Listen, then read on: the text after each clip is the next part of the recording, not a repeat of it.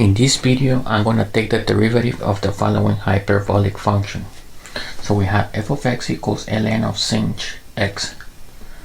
So f prime of x is equal to derivative of the outside is ln. So the derivative of ln is 1 over so 1 over sinh x times derivative of the inside with derivative of sinh is cos of x, and that's equal to cos x sinh x. And if looking back at the definition of cos,